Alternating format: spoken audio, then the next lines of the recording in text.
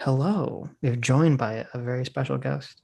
The short, Hello. fattish, otaku-ish. This dev guy that I was mentioning.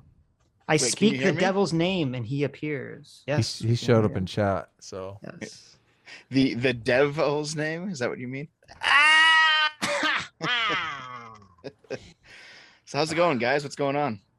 we were Nothing arguing. much. We were Tell us arguing about over fascism, and economic fascism, Dev. Oh What is boy, are James we Lindsay getting into it? talking about? Okay, I don't know what he's talking about here.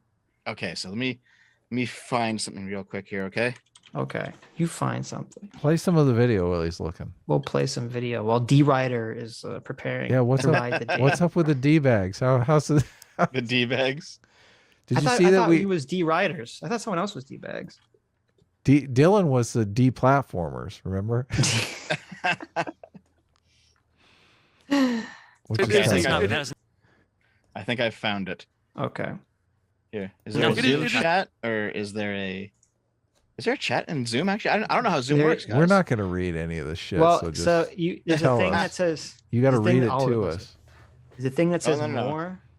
If you click Right. the more thing and you click chat, there's a little chat window that Okay, pops you up. can hopefully see the chat, the I Zoom can chat. see. So I'm gonna give you this image. Just pull this up if you don't mind. Dev just he just said the N word in chat, by the way, guys. Oh I'm yeah, not- sorry We're about not pulling anything up, okay? What do you Yeah, think Adam is Jamie? I What's know. going on here? Jeez. that. Pull it up, Jamie. Okay, It's a single so- quote. You can just read it. okay, Yeah, it's a just read single it. quote, and it's one of Mussolini's most famous quotes, Mhm. and it is basically, fascism should more appropriately be called corporatism because it is a merger of state and corporate power. Okay. And I think that quote is the extension of is the extent of James Lindsay's knowledge on economic fascism. Right. So he sees this and he's like, "Oh, so when the corporations cooperate with the government, it's fascist." And so Destiny is rightfully saying, "What the fuck are you talking about? Like, this doesn't make then that means that everyone is fascist everywhere all the time." Because the way that a normal liberal government will do things is, if they have a job that needs doing, like you have to build a road or build a bridge or something, they will put out contracts. Then various construction companies will bid on the contract, and whatever contract whichever offer seems to be the best, that will be the one that they go with. True. Yeah. There's a lot of public-private partnerships that go on in industry. It's not uncommon Mhm. in any way, shape, or form. But yeah. when Mussolini says corporatism, he means something completely different. Yeah. So most Americans today, I'll just put the link in the Twitch, not Twitch, the YouTube chat for you guys to see the quote. But most Americans, when they think corporatism, they think rule by corporation, which isn't the case. So that's a corporatocracy. So Right. if for example we lived in the ANCAP paradise, where corporations, there was no government, corporations ran everything, that wouldn't be fascism. It wouldn't the be same time- corporatism. No, it wouldn't be corporatism, and corporatism is a part of fascism. So Right. but at the same time, when government cooperates with business on some degree, that's also not fascism. There's more to it than that. Like that it's the most incorrect possible reading of this Mussolini quote that James Lindsay is relying on. To be fair, I'm giving James a little bit more credit than you're giving him, but that's fine. Okay, what do you think? he We're said? here to dunk on people. Come on, I think- Sitch. Quit being nice. Well, I'm sort of confused because at first I thought James meant that basically under these ESG scores, which I think there's an argument here, is that if you're going to have these ESG scores implemented on a broader scale, and you're going to have stakeholder capitalism implemented on a broader scale, it would have to be through the government. The government would be the metric of the government is supposed to be the metric of the people. Therefore, if every business is going to be run under the idea of social good for the people's sake, it would just make sense that this would mean that basically the government is the stakeholder. Government's telling the corporations what to do. And so there is this conceptualization, and I sent it to you the other day, that the fascism government is basically, telling the private businesses what to do. And it's just kind of like this shadow, like the fact that there is a separation between private industry and the government under fascism is a fake. It's a lie. And I thought that's what James was referring to. I don't know if James knows enough to refer to it like that. Okay. Okay. I just don't know if he does. He doesn't, like, it's a very common right-wing talking point Mhm. No offense to the rightoids who are listening, but it's a very common right-wing talking point to talk about, very normal things as if they're fascism when they're not. I've seen that a fair amount. The leftists do it too. The leftists seem Right. to be worse at it, but there's Yes. definitely people who are like, oh my God, it is fascism that, we have to buckle up our seat belts. It's like, come on, guys, like chill out. It's not Right. that bad. Well, authoritarianism gets meddled into just fascism essentially. Yeah. So there's a history discussion here, which is basically that the corporatist movement was a primarily economic movement in like 1910s Italy, Mhm. and Mussolini kind of absorbed them into his fascist theory because one, his movement needed an economic component because he was mostly concerned with politics and Right. how the state should be run. So he's like, you know what, this fits pretty well with my my political theory of fascism. So we're going to make corporatism the economic component. And so there was like a corporatist like political party that got merged into the Italian Fascist Party. So there was What is corporatism? Because you never. so corporatism itself. So Mhm. here we'll be Wikipedia warriors here real quick. Okay. So corporatism is a collectivist political ideology which advocates the organization of society by corporate groups such as agricultural, labor, military, business, scientific, or guild associations on the basis of their common interest. Now, what a corporate group is under this definition is just a corporate group is two or more individuals, usually in the form of a family, clan, organization, or company. So you have like the Marxist point of view, which is that we abolish the bourgeoisie and the working class seizes the means of production and everything becomes equalized. There's no class conflict. There's no classes. Everyone is the same. It's one big collective. And then on the other end of that, you have the libertarian idea, which is individuals. It's all about individuals. The corporatists rejected both of these because they believe that there will always be class conflict. There will always be different interests. And Marx was wrong. You can't abolish the classes. So there will always be groups fighting against each other. And the libertarians are wrong. And back then they were just called the liberals. The liberals Right. were wrong because individuals will always get crushed by groups. Right. So their point of view was basically every group, it can't be abolished, and we can't focus on the individual. So we must focus on these group interests. And then once we have them positioned properly in society, like the organs of a body, because each organ in your body is different, it does a different job, they're not all equal, but they all are important. If each group is positioned properly, then society runs well, if they're all doing their proper job. And so the fascists said, that sounds great. Guess who gets to decide where all the positioning of the organs is? That would be us. And so that's how they justified their economic theory. Well, so under this idea of like corporate power, would it make sense for James to say, okay, I'm correct, because when I say corporate power, what I mean is there's going to be some elite group of people for each industry that's going to be basically making these, centralized decisions for the entire industry.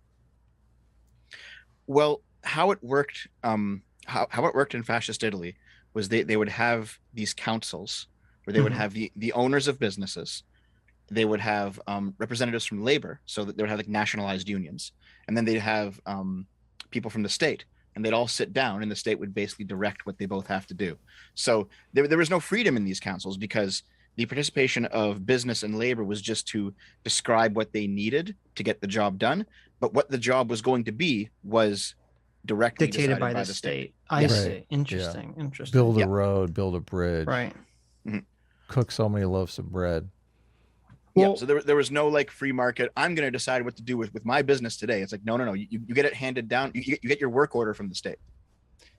That's so that would super make motivating, isn't it? I mean, well, but here's the problem is that, or at least with James, that would make sense with what he was saying, except he explicitly said that it's not the state doing that. Yeah, he said it's the bankers. Determines not whether you're it's not the government checking you on this. It's corporations and mostly banks offering you whether or not they're going to play with your capital. Right. So he said it's not. If he had said it is the government or it is, the government regulating the ESG scores, then that would be fascism. But I know he's saying it's not that. So this is where I guess I don't know what he's talking about. I don't know what he means by that statement. The banks, whether or not they'll play with your capital, like whether or not they'll invest your capital. Well, he means whether or not they'll fuck with you, or he means take whether your capital away. Whether BlackRock or Vanguard or one of these giant firms will invest, in your their money business. and their capital into your business. Yeah, that's what it So means. like if you have a business and then you're like, listen, I need some investment capital to kind of get myself going here. They wield all the power, basically. Is that what you're saying? Most That's what he's saying, companies, yeah. though, I mean, obviously, some companies never achieve profitability, but like Coca-Cola makes a certain amount of money every single quarter, and they are worried more about managing their capital investments, so their money's just not, so their money's making money. So Okay. I don't. James is setting up a dynamic where every single company needs to deal with a bank. In the auto industry, they are their own fucking bank. Like I said, they make more money off the loan than they do off of making the car. So, So, man, if I were going to give him the absolute best case, like the best benefit of the doubt, it seems like maybe he's trying to describe a form of fascism that doesn't exist. Maybe we need a new word for it, where it's actually the businesses in charge of the council and the government is secondary, but it's still that partnership. Maybe it's something like that, because I know like a lot of the Klaus Schwab WEF stuff is basically about these private multinational organizations taking over governments. That's how these people see this. Mhm. I don't know if that's true or not, but just assuming that it is for a second, that Right. would be it would still be a terrible form of how to run society, but it'd be something different than fascism. Wouldn't that It'd be like reverse fascism? Yeah, maybe. I don't know what we'd call that. It just seems to be something completely different, like something new. Okay. Cool. I don't know if you want to watch the rest of the video with us, but where you want to dip, but it's up to you. no, he's sticking around. What are you doing? Why Okay. Sitch? I'm just I'll giving stick him it- the option. I'm giving Dev the option. I didn't send him the link so okay, he could hold on. bug out in like 5 Whatever seconds. you want to do. I I thought don't he know. was I don't gonna know if hang he's with got us. a turkey in the oven or what's going on here. I was I looking can up stick the around for a balance bit, but sheet. I can't do the 8 hours again. That's Somebody fine. would That's you fine. no, you don't. You're We don't want your free- girlfriend to be mad at you. You're free to leave at any time, Dev. Yeah. Do you Hold on. want to go? Are you anxious to get out of here? Oh no, I'm fine. I I got some time tonight. Someone in the chat Yeah. is like, I'm so easily triggered. Someone in the chat is like, no, Coca-Cola borrows money. I Call the system Schwabism. I'm looking up Coca-Cola's balance sheet because this is investing 101. Do they have free cash flow? Do they have assets? Like when I find it hard to believe that Coca-Cola is hurting for money. Well, wait a minute. I mean, this was the problem with the repo markets, wasn't it? They were all borrowing money from each other, right? Well, that's a completely different situation because they were making money off of money, and Coca-Cola makes money off of selling sugar water.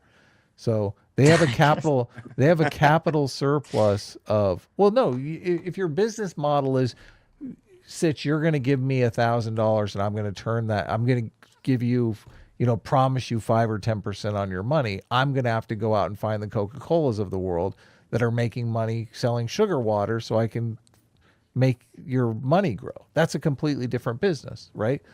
Some businesses sell cars, some businesses sell cell phones, some businesses, there's different business models. Coca-Cola seems to has a capital surplus here. I don't know if this is in millions or what, but I don't know. Maybe we'll. it is in millions. Maybe we can. Okay. Maybe So the we can talk capital to- surplus of Coca-Cola is $18,000 million. What is that? Do you think Coca-Cola needs to go to a bank when they have a capital surplus of $18,000 million? I think, what is that? $18 billion? Yeah, it's 18 billion. Yeah. Okay. 18 billion, yeah. I think there's some conflation here, and maybe we can get James on to ask him about this because when he's talking James about Lindsay? because when he's talking about Oh, look, they have loans their and stuff- ESG score here, right here. Coca-Cola. Oh, what's Coke's ESG? What's Coke's ESG? Let's score? see, sustainable business. Our planet matters. We act in ways to create a more sustainable and better shared future to make a difference in people's lives, communities, and our planet by doing our business the right way. View sustainable business. Hold on, where's the score? It just says ESG. There Where's you the go. score? Doesn't actually say what the score. It's how much of a scam it is. It doesn't Oh even say what wait, the it score has is. sustainable. It has better future. I think and good and view governance. There's supposed to be some number or letter Okay. or something. They all have different View scoring mechanisms, but- sustainability. Let's see here. Our planet matters. Where's the fucking score? Our areas of focus: sustainable packaging, water stewardship. What's the score? Where's the Okay. score? Anyway, I think the issue is that it sounds like this kind of a conflation between loans and investments. And when it comes to loans, I don't really know what James is talking about. If there are banks that are only giving out business loans based on ESG scores, it seems much more like you have BlackRock and Vanguard and these companies that are trying to kind of run these scams basically to corner the market share on certain investments. And they're doing it under the guise of we're only going to invest in ESG or highly ESG rated companies.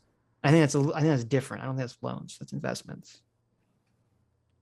Coca-Cola is concerned about making sure that $18 billion isn't just sitting in some passbook account somewhere, though. Obviously, they want that money they want to reinvest it in the business or have. I'm sure it's reinvested in lots of stuff. But see, that's why I thought, that was the thing with the repo markets was no business wants to sit on giant amounts of capital. They all want to invest in shit. So they don't have large amounts of capital laying around, so then they borrow it from other people just to pay for daily expenses. Right, but if I have $18 billion and I'm going to JP Morgan and saying, listen, invest this money for me so we look good next quarter, I'm not there hat in hand for a loan. I'm the fucking customer. They're not dictating to me, oh no, I'm sorry, you have a bad ESG score. We can't invest your money for you. Right. Yeah, that's why the bank's fucking with your capital. I don't exactly know what he's saying there. Okay. Yeah, I don't either. But maybe we'll ask him. We can have him on. So it's a totally different mechanism. It is fascism is the name for this. And I think we can get some strong agreement that this is the model of fascism. And in fact, they call it a public-private partnership, so they don't have to call it fascism because people would probably be alarmed if they called it fascism directly. Okay, so none of this has anything to do with fascism. I don't know why the word is invoked. Also, I think that this Destiny. entire conversation betrays like a huge misunderstanding of the. Here, just real quick, like it seems like James is operating on level 1, and Destiny's operating on level 0 when it comes to the fascism discussion. And it's like you guys are both wrong, but it's because you have to go down to like level 10 on this. So Dev is over here like, look at these peons. Dev, why are you the fascism expert? I'm the big brain fascism expert. I don't know if that's a good thing though. Listen, if you're gonna put fascism expert on your CV, I think that might be a bad move. Well, so there was a moment in which a lot of people started getting way more worried about the Canada trucker protests when it went from this is kind of weird to this might be fascism. And that's when Justin Trudeau ordered various tow truck companies to tow the trucks, even though they didn't want to. Right. So before it was like, listen, we're gonna start calling up these companies because apparently moving those trucks it required special equipment. We're gonna start calling up some companies. Some companies wanted to do it, some didn't. And then when they couldn't get them out of there fast enough, the government said, no, you're all doing it now, and we're sending in the police to make sure that you do. And that was the point where people were like, oh, this is... Yeah, that is kind of fascism, isn't it? Yeah, because now it's no longer like government companies bidding on contracts or companies taking jobs where the government is the employer. Now it's the government forcing you to do work. Right. And that was kind of scary. If you just called it nationalizing the tow truck companies, could you call it communism? Yeah, you could just seize them, Trudeau, and then you could be a socialist, I guess. So crazy that all that happened. Thank goodness COVID is over now. Efficiency of capital markets in the United States and across the world. Can I break up for 1 second? How many of Klaus Schwab's books have you read? Oh, Sting! Because I read absolutely none of them. Give me a definition of fascism that would be incorporated in this. It's the fusion of public and private. I could do that. That has nothing to do with fascism. It is the corporatism of it is the corporatism of Benito Mussolini, where he said that he brings the corporation into the state. It is a fusion of corporate and state power, or in modern parlance, a public-private partnership. Well, that's the case. This is what I was talking about, how James has this attitude. How dare you question my authority, which comes off completely elitist it's not, to me. Listen, Destiny didn't say, excuse me, Mr. Lindsay, why are you calling this fascism? He said, this has nothing to do with fascism. You're like fucking idiot. Okay, that's the tone of voice he's putting out there. So it's not fair to be like, oh, James started this, you know. He did though. As soon as he called it fascism, he started it. He totally No, but I did. mean, he's not the one that started the tone of like hostility is what I'm saying. Okay, I guess you're right. Destiny just basically was like, yeah, Which is fine. I'm not saying it's wrong to do that. I'm just saying you can't criticize James for that. I'm with James. This talk would be boring without banning fascism around. Listen, we've been in a fascist state for a long time. That means that means literally every single government and every. The commie comes in and just is like, yeah, exactly. Isn't Peter Coffin super woke too? He's like, he loves us. Yeah, you're right. It's all fascist. Well, because he's actually a communist. Yeah. Yeah. Well, he's operating under the idea of like, oh, the corporations dictate everything the government does, essentially. He's like, this is super based. Thanks for inviting me. Everything in the world is fascist. This is not what fascism is. I guess it's a fun word to use. People on the left like to use it, so maybe people on the right are using it too. So, second thing. Lindsay doesn't back out. He says people on the right, and Lindsay's like, that's right. Well, Destiny's wrong, but Destiny's wrong here because when even if James is using the term corporatism incorrectly or is labeling this fascism incorrectly, he did give the Mussolini quote, which was correct. And then, Destiny's saying, well, that the state private government partnership means every government's fascism. It's like, well, no, that's not what that means. It means basically, as you said, Dave, the government's basically telling the private companies what to do. That's fascism. Yeah. I think what happened basically is that James gave a pretty poor definition, and right. Destiny reacted appropriately to that poor definition, but he's still wrong. Well, I don't know he reacted and he interpreted it in the most negative way possible. I don't know if you want to say that's reacting appropriately to the definition. Well, I'll agree. James did a poor job explaining it, but I have a feeling that if James had described it in a bit more detail, maybe the way I described it, right, it might come over a little bit better. You're right. The definitions of these things tend to always be contested concepts, and I have a problem because there seems to be this game that often goes on where, we'll define it by some behavior that someone called themselves a fascist did sometimes, and then at other times it's almost like it's some prescriptive ideology that's written down in some manual somewhere, which, those two things often come into conflict. Right. This is, I think you're actually onto something there. We treat fascism differently than every other political ideology. Right, because 90% of the time someone says it's just as an insult. Yeah. So like if I were to say to you, okay, well, what's a communist? Well, you can actually point to people who wrote the ideology and books about it, and people who've critiqued it, people who believe in it, communist parties, there's like a full what's the phrase? Range. No, not range. It's like a school of thought. A school of thought. It's a full school that you could actually explore. You could do it with liberalism. You could do it with fascism. But when it comes to defining fascism, everyone has their own very granular, very different definitions that just happens to suit them, happens to suit their political interests. They don't treat it like we don't. Okay. When you see a dumb blonde bimbo on Fox News called Joe Biden a communist. Joe Biden a communist. We all laugh at her, and rightly so, because she's doing Joe the Biden same is thing. a communist. Are you fucking okay? Okay, but listen, I mean? Joe Biden is simultaneously a neoliberal and a communist. Okay, you just don't understand it. Okay, but the I reason buy that. The reason that we laugh at that is because we understand that communism is an ideology with a doctrine, and that he's clearly not following it. So we might not like Biden for one reason, or we might like him for another reason, but he's not that thing. Right. We don't do that with fascism. We appeal to the Communist Manifesto. We don't appeal to the doctrine of fascism. Right. It seems to be hypocritical. Well, I mean, two things is, as I said, fascism is basically, for a lot of people, it means the same thing as authoritarianism, which shouldn't be necessarily the same thing. Right. But the second is, isn't fascism far more nebulous than communism is in terms of guiding principles? I don't think so. No. You don't think so? What's the guiding principle of fascism? I think it's ultimately become like that because of a bunch of a very long discussion that I could tell you for the next hour if you wanted. Well, I don't, but exactly. But there's basically just been certain developments post-war. It's like the fascists lost, decisively in World War II. There was a political motive for the Marxist-Leninists to to basically pin fascism as something that it wasn't in academia. That happened in the 60s. There's a bunch of things that happened basically. There's no fascist manifesto though, right? Look at Dev Yes, there out is. here simping for fascism. God.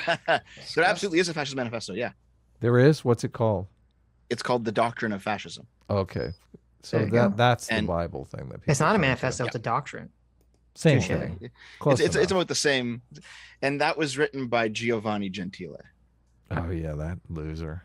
That guy. A dirty Gentile? Wow. Okay. Gentile's his name, Sitch. Jeez, Oh, follow okay. along. Idea his that like name. some select group of people are going to be controlling their investment firms and then directing their investment firms against the interests of the shareholders of those investment firms to financially ruin companies or degrade them in order to meet some social paradigm, to where they're trying to increase their scores or whatever. If that was the case, there would be so much other external capital flowing into these industries if these companies were truly being ruined by people trying to raise some arbitrary like social media score. I don't think that capital markets in the United States at like 17 different levels would allow a few people to make decisions to ruin the way that a company performs. You do realize Here's what I think the problem is. Destiny, like the way Destiny is framing this or conceptualizing this, I think is incorrect, because it's not like BlackRock and Vanguard and any of these things. They're not tanking companies that don't have high ESG scores or that are not participating. They're just like all the companies are already on board with this. It's kind of like, most people are going to pay the protection racket as opposed to fighting it, because fighting it's always more of a hassle. And so it seems like a lot of the companies jumped on board with the ESG stuff and have been for the last 10 years. So it's not like BlackRock is going around bullying companies into accepting ESG. They already have, and they have for many years. Well, and they're happy to do it because they're like, this slaps some other accolade onto our company that helps us sell stock. Right, as you said with Coke, they don't even put the score on. They just say, "Oh, we are a sustainable, environmentally friendly company." Yeah, buy our sugar water. Yeah, exactly. So We it's kind have of private also within their militias interest in to do Africa this. controlling the water source, but who cares? Buy our sugar water. They have slaves mashing up the coca leaves, but listen. that these companies $20 trillion in assets. Yeah, but they right? control $20 trillion in assets because they represent shareholder interests. If these companies were to begin to function in a way to where they were ruining companies, people would. There's tons of capital out there. No. Unfortunately, when you sign up for an index fund, you typically also sign away your vote. You're giving them the power to vote for you by proxy. Yeah, but what do you buy? What do you buy index funds based on? You buy them on past performance. If I start to see that BlackRock or Vanguard is offering me ETFs that are never being competitive with other ETFs marketed by people that don't do this weird GSE stuff, I'm not going to buy from Vanguard, right? These guys live and die based on the performance of their funds. The idea that they're going to arbitrarily tank companies because they want to, win wars on Twitter or because they want to increase some arbitrary score. They don't want to win wars on Twitter. They want to own the world. They already own the world. This They're already a select. This sounds so conspiratorial. It's like I know. you have 20 trillion in assets and you're like, I want to own the world. Where do I buy? Please, I want one world, please. Well, someone in our Discord, emailed us, and they said, and they actually worked in this field for some time, and they were saying that, as they said, this is index funds, and index funds only have to match, what the index is doing. Yeah, It that's has to a- match what the market is doing. That's a huge. I was like, what are they talking about? Index funds just like the whole idea behind an index fund is it doesn't require a money manager. It just matches the S&P 500 or whatever index you're matching. Right. And if 90% of S&P 500 companies have, average to good ESG scores, it'd be very easy for some organization to, have, label itself as positive ESG and still match the index, the market completely, basically. So I wish Destiny had, looked into this subject area more before this conversation, because I think really what's going on here is that he's just reacting to James's framing, which I don't agree with either, or I don't see enough evidence for it either, which is that James is kind of framing this like the ESG scores are the global conspiracy by Schwab and by some of these other actors to basically enact communism or fascism or whatever it is on the population, when I just see it as a scam. And I think I think if it was framed that way to Destiny, saying, oh no, it's these companies all doing this scammy behavior in order to help themselves financially, I'm assuming he would agree with that. And I think it's just a framing he's reacting to. I mean, I worry a lot about woke infecting our institutions. I kind of think Wall Street is insulated from communism taking over. I feel like that's like a high bar. Wall Street is all about fucking making money.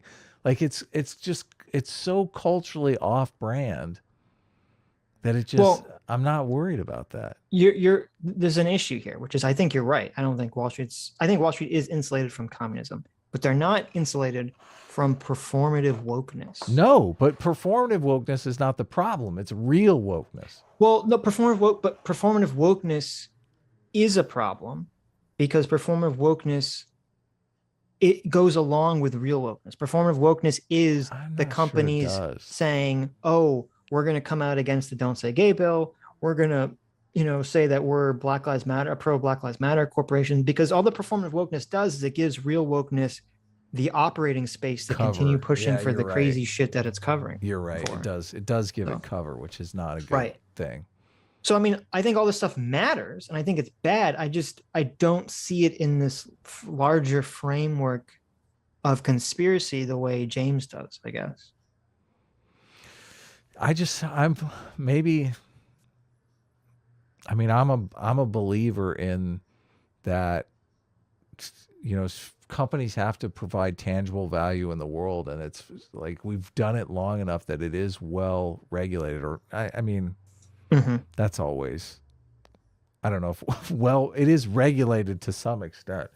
Those quarterly reports have to come out, and of course corruption happens. There are the Enrons of the world, people who cook the books. There's the mortgage-backed security crisis that happened when they thought they had an asset that was worth something when it turned out to be worth some completely different number. There are all these things that can happen, but bottom line, I believe in the capitalist system because we're talking about reality. We're talking about a tangible, measurable thing. And, accounting scandals aside, your company has either sold so many widgets and made so much money off of those widgets every single quarter, or it hasn't. And, you can virtue signal about how, you have 17 black lesbians on your board. If those black lesbians aren't producing those quarterly reports, like sooner or later, something has to give. And the bottom line is it's about profitability. Right. Well, I mean, we've also seen, though, that sometimes they do have the 17 black lesbians on their boards. And I'm sure they do. So sometimes they do start losing a bunch of money. And I don't know. I don't know that I buy into that stuff, to be honest. Well, it's just that, like, when you say something has to give, what do you think gives first? Do you think the ideology gives and they bring back in people who are profitable, or do you think that the company gives and they just go under? I think we've seen examples of both in the past 5 years or so. I think generally the profitability matters first. Yes. I mean, I know we have the meme go woke, get woke, go broke. Right. And that is true to some degree, but I think that when what was it, the razor company? Yeah, the open question is if it's go broke, get woke is what's really going on. No, but when the question for me is okay, so when the razor company does the dumb Gillette, woke, I think. Yeah, when Gillette does the dumb woke shit, okay, it's I don't think that there's a person that's making these decisions at the head of Gillette who's doing this because they want to implement neo-Marxism into the world. I think it's it's popular now to virtue signal woke garbage. So we're going to do this and we're going to make a bunch of money from our ad campaign. And then it just ends up blowing up in their face. And then Gillette never talks about it again. I think that's what's more likely the situation. That's a perfect example of what I'm talking about, because I saw a thing where Gillette was competing against a Dollar Shave Club or something, which was a woke company, and a lot of people were buying into because they basically marketed the company on social responsibility and stuff. So Gillette was there's taking huge amounts of our market share. We have to do something about this. So the performative wokeness was an attempt to deal with a company that was already woke and killing it. Interesting. Right. I didn't know that aspect. Yeah. That's So, I mean, there's a lot of that I think is going on as well, which means basically bottom line is what's driving the ship. If a smaller company can come in and virtue signal better than steal a huge market share, then all of a sudden the bigger companies are like, this is a real threat. Though hire some black lesbians. I want them on the board now. Right. Disney, it's hard to tell because a lot of this all happens behind closed doors. Disney might be a counterexample of that because, originally with the parental rights bill, Disney was like, we're not going to comment on this. We have no comment on this. Right. Or they gave some very mild criticism or something. And they had mutiny. And then you had a bunch of woke workers who were crying, but that's not really what affects things. Apparently, you had a bunch of investors, a bunch of money people involved in the company were crying about this to the CEO of Disney. And I guess the question is, who are those people and what's motivating them? Because that would seem to be a counterexample because it doesn't really make sense to me that they think Disney's going to lose money if they are silent on the parental rights bill. Really? I mean, that's bizarre. They're doing it to appease their workers. I don't even think they care about that. Right. Maybe this is where James is correct, and maybe this is where we're not giving him enough credit, is that whoever these people are that are investing in Disney, that have the ear of the CEO, that are whining about this bullshit, maybe those people are entirely captured by ideology first and foremost. Right. Like they're a big hedge fund manager and they say, listen, we own, $2 billion in Disney stock, and we would like you to be, put out a statement on this. I mean, that could happen, but that's definitely, that's not some sort of systemic problem. I guess it is a systemic problem. It's just a different type. It's a social systemic problem, not an economic one. Just thinking about it for a second, before the couple of years before Elon Musk bought Twitter, was Twitter ever profitable? I don't know. They always had problems with profitability, I thought. Yeah. Well, Twitter kept getting worse and worse and worse, and it turned out that one VP of censorship or whatever was making $17 million, basically making the world a worse place. Oh yeah, that's so major corruption right there. with Twitter, it took somebody coming in and hostile buying the company to make it better. Here's something from October. Twitter revenue rises 37% in third quarter, so they're definitely profitable. Okay.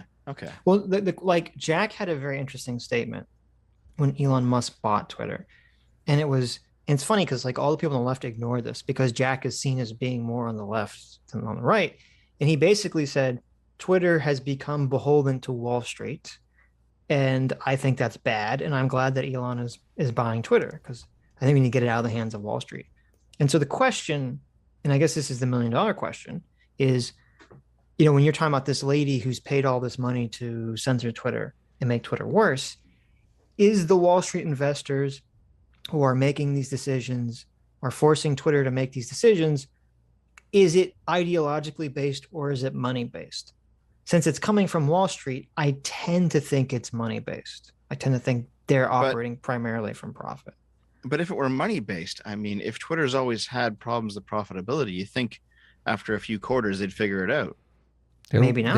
They made $1 billion. Twitter made $1 billion in 3 months. So that's a lot of money. Maybe they are profitable. Maybe they are now. Here's a recent article from February saying that Twitter reported weaker than expected quarterly earnings, revenue, and user growth on Thursday and forecasted revenue short of Wall Street targets. See, this is a lot. People invest knowing when they're going to report earnings and betting on whether or not they're going to hit their earnings or overperform or miss their earnings. And they'll either short the stock or buy the stock depending on that. So they had an earnings miss, the stock probably tanked. And this weakness is what kind of caught Elon's attention because it's relatively recently. So it's not just that they make money. They have to make money and make more money the next and more money and more money. You're either growing or dying. the problem is, I know that there's always been this question of Twitter being profitable. Now, if you look at, Twitter, you can bring up on Statista, Twitter's revenue from 2011 to 2021, and it's been generally increasing. The question is it increasing enough? But I guess the issue is that maybe we're making the wrong assumption, because maybe whenever they implemented that woke censorship lady or guy or whoever it is, maybe they started making more money, and so they, we'd say wrongly associated the censorship with the increase in money. Yeah, you don't know. This says Twitter gained 6 million users during the quarter, but will need to add over 12 million each quarter over the next 2 years to hit its 315 million people by the end of 2023. So that's crazy. They're because a lot of these tech companies are based on user base. That's their metric for whether or not they're successful. Well, in this New York Times article says, this before Elon Musk talked about buying Twitter, the first 3 months of this year, Twitter's revenue was $1.2 billion, which is up 16% from the previous year. And that was before Elon talked about buying Twitter. So Okay. I don't know. Maybe Twitter was going on the up and up. They just to be clear, they're up year over year, but they missed what they reported last quarter that they were going to make. That was the earnings miss. They said they were going to make a certain amount of money, and they it says they're up 16% from the previous year, but they had predicted 20% growth. Right, So they were yes. 4% shy of what they predicted. Right. Which obviously it runs a lot on psychology. So of course, if they would have guesstimated less last time, it could have been a big win, right? Yeah, right. So I'm looking this up real quick. Twitter has posted a net loss every year except 2018 and 2019, when it made a profit of just over 1 billion. But it's 2022, so there's a couple more years in there. Well, that's the question. Did they implement the woke shit in 2017? And so they say, oh, we're going up in 2018, 2019. So this woke stuff is helping us. Maybe. I wonder. And then they can rationalize and say, oh, the reason we went down in 2021 is because of COVID, which, I mean, that wouldn't really make sense with Twitter, but I mean, this is so fascinating, because why do people get on Twitter? And I guess if you're, I wonder if making it an ideological echo chamber is going to get you more users than making it politically diverse. You might get less users out of that. This is a really interesting question. No, I think it's actually unrelated. I think what it is that Twitter is highly addictive, and it's basically just a fucking crack house. Yes, I think that's true. And that has more to do with it than politics ever will. Yeah. But I think people could, I don't know, maybe, do people quit Twitter? I don't know. Maybe it's just, okay. Sure. I like the crack Sometimes. analogy. So, okay. So once they're hooked, they're hooked. Well, look at Sargon, though. Sargon quit Twitter, and look at how good he's doing. Well, He's he was in banned from shape. Twitter. Sure, Right. Yeah, he but- quit Twitter. Yeah, but he banned didn't from go back. He was banned, but here's the thing: he was still off he was still off it. He hasn't gone back. Sure. Is Elon now going he's, to like, doing reinstate great. his old account? Wouldn't that be fun? Elon, are you going to reinstate Carl? What's going on here? Wouldn't I that actually applied for my original account to get back on there. Did you? there you How go. did you do that? Well, no, I applied. I didn't get. I haven't heard back yet, but I applied. Really? It's too soon. well- Why'd you do it so soon? Elon's not even in the door yet. Yeah, but my account's been banned for like 5 years. I don't fucking know what's gonna happen. Right now, I they're just- just rejecting all those out of hand. What's though. the point of getting your old account back anyway? Well, it In did 5 have like years. 25,000 followers. Oh, what do you have now? Sargon had like 9,000. 200,000 followers or okay. something like that. There Yeah, you go. yeah. They're probably all dead Interesting. accounts now, But but who cares? At this point, though, Sargon basically, I asked him in private. He's like, "Listen, my life's so much better now that I'm off Twitter. I'm not spending time doom scrolling. I'm working out. I have a business. I have a family. Things are great." It's like, That's damn, true. dude. That's all very true. Yeah. We should Doom all get off scrolling is Twitter. doom scrolling's a real thing. Yep. I Shout out. discovered that I set my account to only look at the most recent tweets, so I'm not getting any algorithmic stuff. And you get to the end of the scroll. It's not eternal scrolling. Like, you run out. How cool is that? How do you do that? There's You like a can- little there's- thing in the top corner for algorithmic change. Yeah. Yeah, you set to newest instead of preference. It's interesting because if you do that, it actually changes your entire perception of Twitter. Yeah. completely. You get to the bottom and you're like, oh, cool. I'm done. Well, no, but it's like I would go back and forth because if I had it on time, like I would miss a lot of the outrage that people, because like a lot of times, you wake up and there's some outrage that had happened while you were sleeping, or in the early mornings when I'm trying not to be on Twitter and trying to be productive, that I would miss when I'm on the latest, because people It's aren't gone. tweeting It's new tweets over. about it. It's Yeah. already gone. But if I switch to the algorithm, everyone's still tweeting about it from this thing that happened like 8 hours ago. Yeah. So Maybe I'll play around with it. I only Yeah. turned it off and just forgot about it. I'm like so Right. stoked when I get to the end of the feed. I'm like, okay, I'm over it. All right, all Like the if you- heroin is gone now. I can there you chill. go. There you go. that have a high level of capital investment. Then We're not why changing can't anything. why can't they do that then? Because people aren't going to invest in their companies. If So they don't own the world, is what you're saying. I'm saying that they already have a high amount of capital, but people aren't going to invest in funds that are underperforming other funds just because they're trying to win some. If they hold control over $20 trillion, there's just $40 trillion. Well, the thing is, and this is again where I wish Destiny was more learned on the subject. I think they all use the ESG score. I don't think there's any investment firm that's anti using the ESG score already. Yeah. So- It's just like a Right. superfluous thing. Yeah. Right. Nobody's saying, listen, it would be terrible if you got a bad ESG score here. We're totally gonna fuck with you. $1 billion in the world total. They have half of that.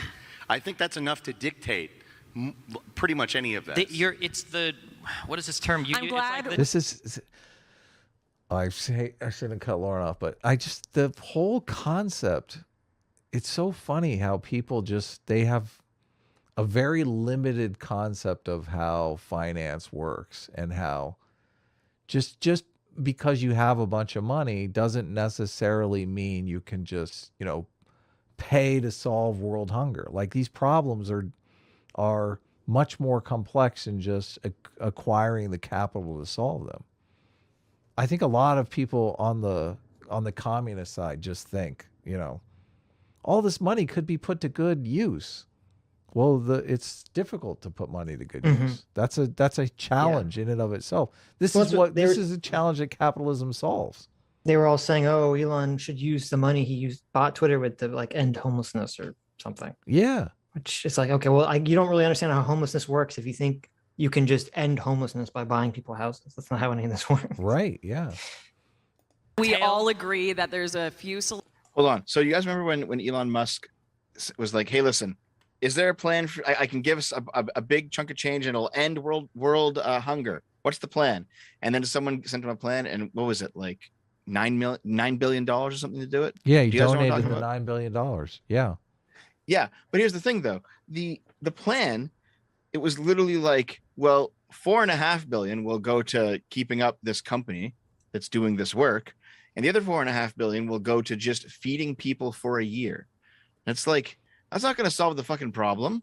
Yeah. Right. Totally. You have to Right. build infrastructure. You have to like get supply chains going and have farms Yeah. built and have, very like, you can't just throw money at a problem until it's fixed. It's not how these things work. Not only this Ukraine thing is so interesting. There's this channel called Task and Purpose. I don't know if you've been watching it, but he's basically rating the Russian military and postulating why the Russian military is so fucked.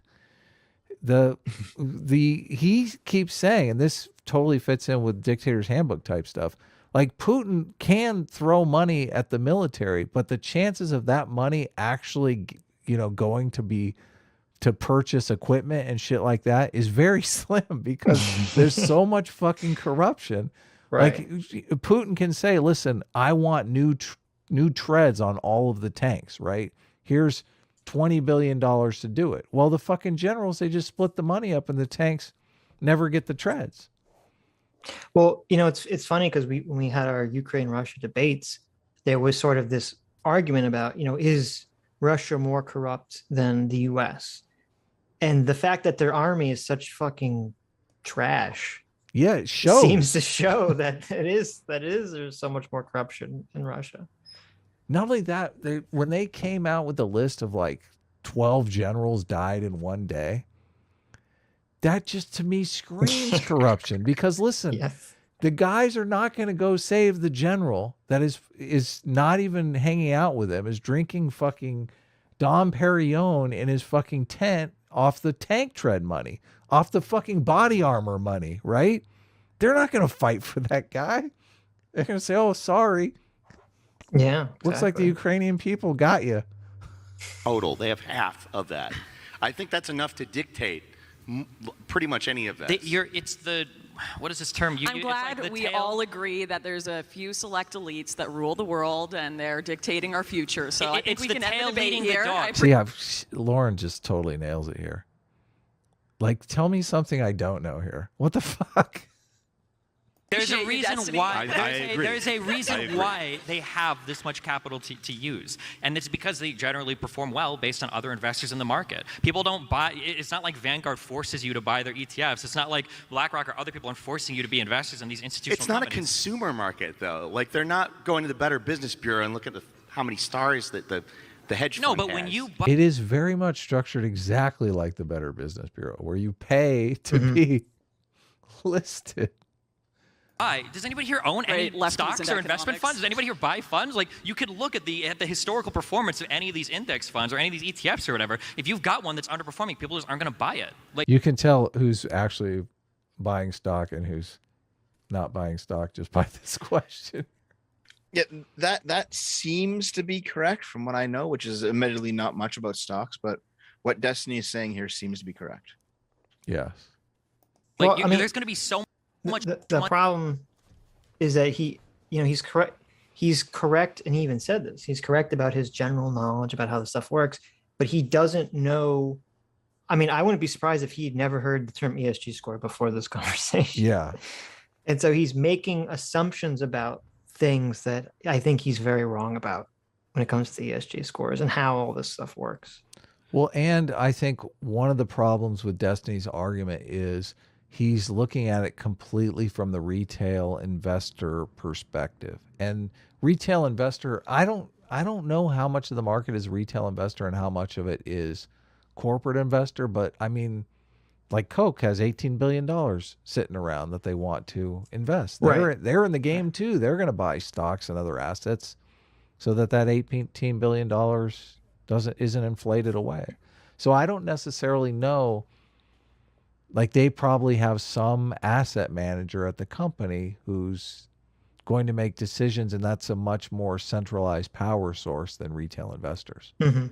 So money flowing into these types of investment opportunities. You don't think the concentration of capital, which yes does imply past success, you don't think that doesn't give them an advantage though in terms of where they are positionally? It could give them an advantage, but when they start acting in a way that is betraying the interests of the shareholders of these companies, I think you would see accordingly capital start to flow towards other investment firms. But I mean, the stakeholder model suggests that your shareholders aren't primal. Yeah. Right? So you could get away with saying, hey, this is the kind of the new way we're doing things, so you've got to accept a lower return. And then people sell your fund. I mean, socially responsible investing has always been a meme. see, his problem is that the shareholder is not going to be supreme over these other stakeholders, which I mean, Whose problem? moderator.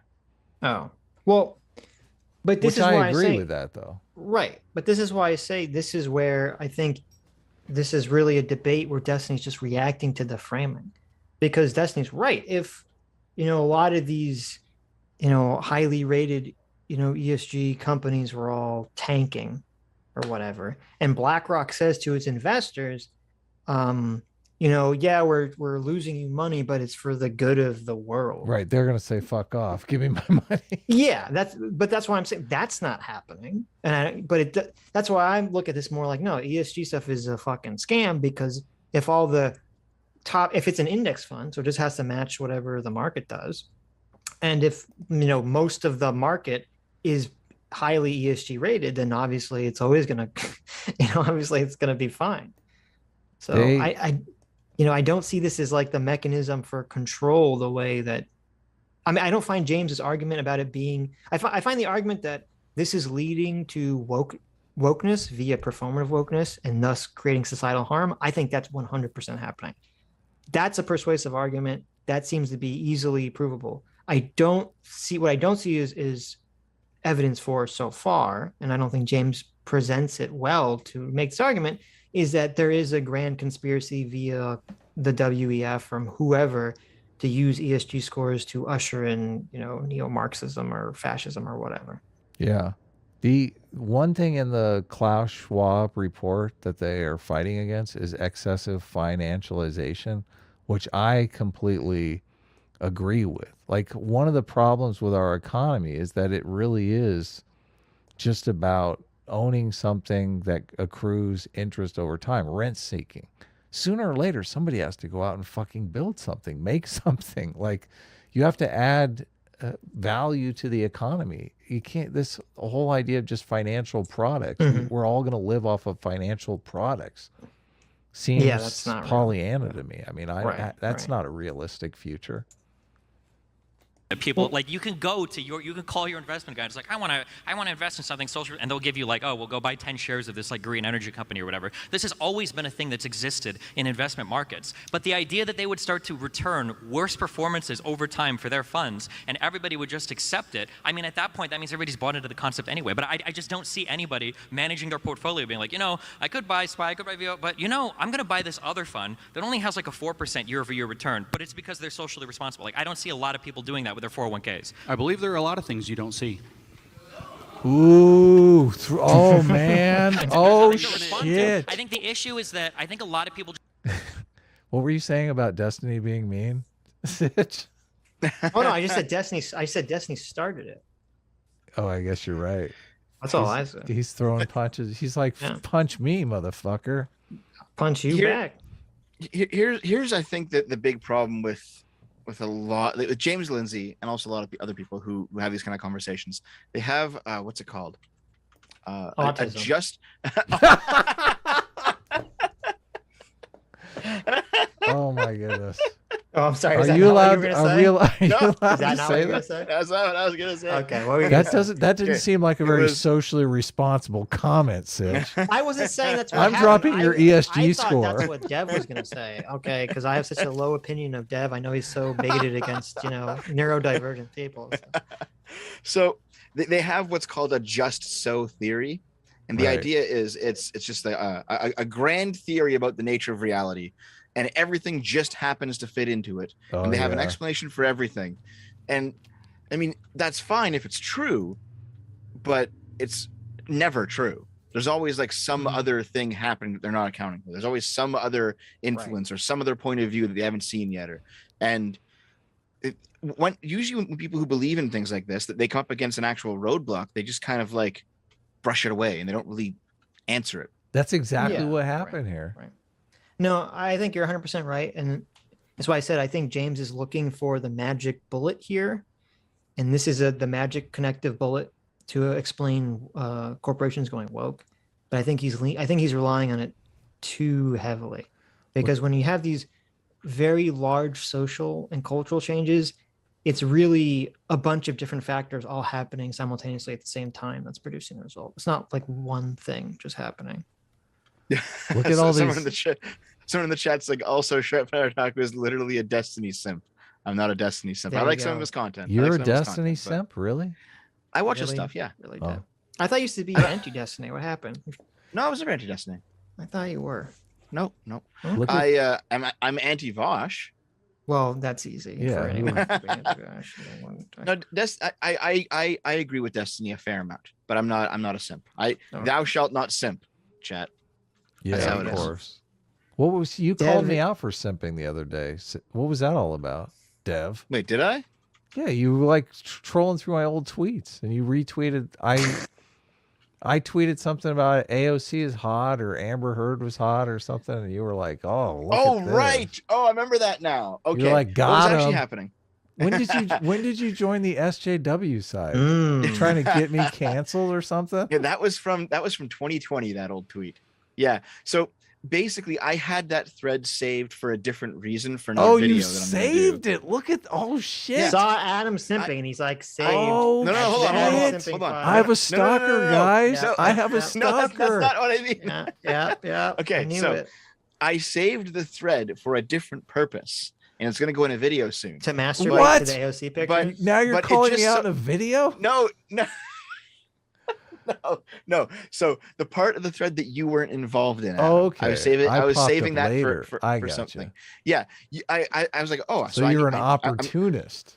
I'm going through my list of sources, and I'm like, I can use this for the video. Here's the point. I can pull from this, and I'm putting it all together. And I see this thread. Oh, this is a good point. I'll put it in. And then I just happen to see a 2020 tweet from Adam right below it, simping Right. for AOC, and I was like, oh, okay. It wasn't AOC, it was Amber Heard. I said she's Oh, hot, okay, right. so I thought I believe her. She's hot. Look at, she has to be telling the truth. Right. Yeah, I was getting Obviously. ready for my my weekly Wednesday show that everyone should watch with Lilith. We were doing Johnny Depp, so that's what I was Okay. doing. Yeah. Yeah. Okay. Amber Turd has not won my heart, guys. Don't worry. Okay. You guys are safe. I think the trial has really turned my feeling. We covered it on our Tuesday stream on the first day of the trial, which obviously I was open-minded on which way it was going to go, but I think Johnny Depp is kind of destroying her right now. So Have you seen the clown compilations with like the Wii music in the background? Yes. yeah, Yeah, they're- those They're are very great. funny. yeah. Where they're like all Johnny great. Depp is just laughing. He's laughing in the courtroom as the guy objects to his own question. Well, here's a super weird thing because unlike Kyle Rittenhouse, I don't care enough to like watch the actual trial.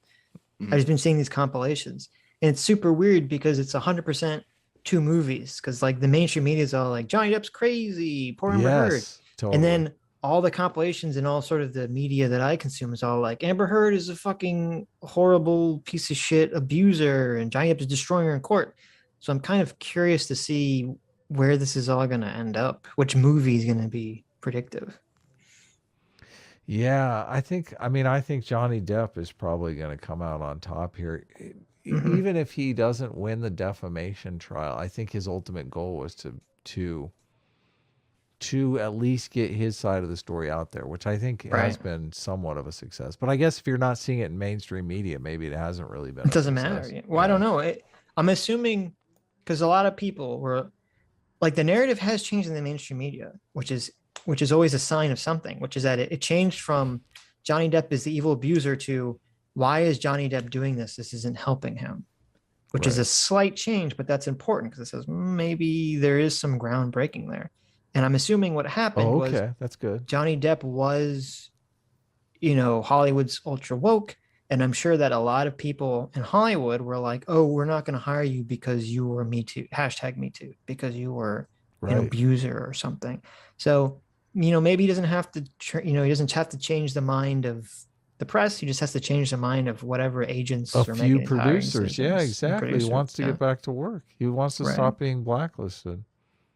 Yeah. Yeah, it's so weird. He is a great actor, and I mean, he's just seems like a very likable guy from all the stuff that's coming out. I love the fact. So, in the very beginning, one of the first guys to testify was this artist friend of his that he just set up in one of the penthouses. He's like, "Yeah, you just paint. We're gonna have a show, and I'm gonna sell all these paintings to celebrities." That's why Adam likes him. He's like, No, this is the dream. It's so fucking cool. I know, as an artist myself, it's like it's every artist's dream. But the guy, I mean, it's so obvious that he wanted to move his drug buddy in. I mean, obviously, I don't know that they were ever going to sell those paintings. That's Adam's dream, is to be a drug front for some famous celebrity through his art. I mean, come on. It's about having fun, isn't it? That's I mean, right. Is that so bad? Is that so bad? Life That's not is so about bad. life is about. Come on, you need an adventure, Sitch. There you go. I'm not saying it's wrong. Okay. I'm not saying it's bad. Yeah, there's a lot of cool shit that's come out of the trial. So I've listened to quite a few episodes. Just put it on while I'm drawing. So just don't understand anything about investing, anything about finance, anything about how these companies work. This idea that Oh, I forgot to mention, as soon as James said that, the three on the right, Lauren, James, and I don't know the other guy's name, all looked over with just hugest smiles on their faces, like, that's right, bitch. So much of this stuff is really just a social dynamic.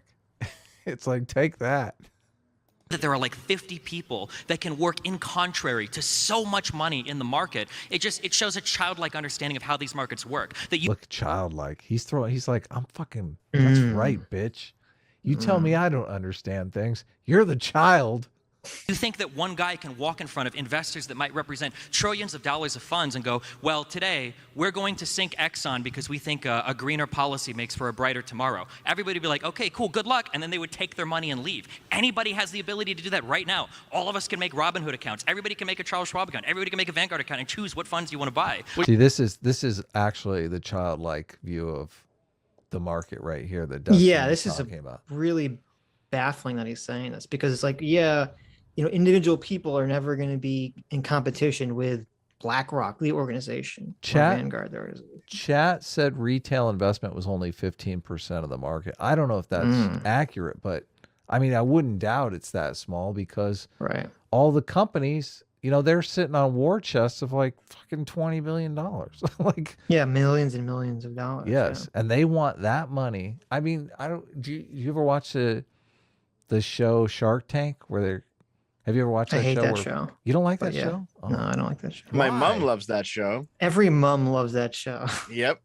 I mean, that show's pretty fascinating, but I hate that show. The analogy that Mr. Wonderful talks about how he wants his money always to be making money, that is the Wall Street mindset. It's like, my money needs to be making money.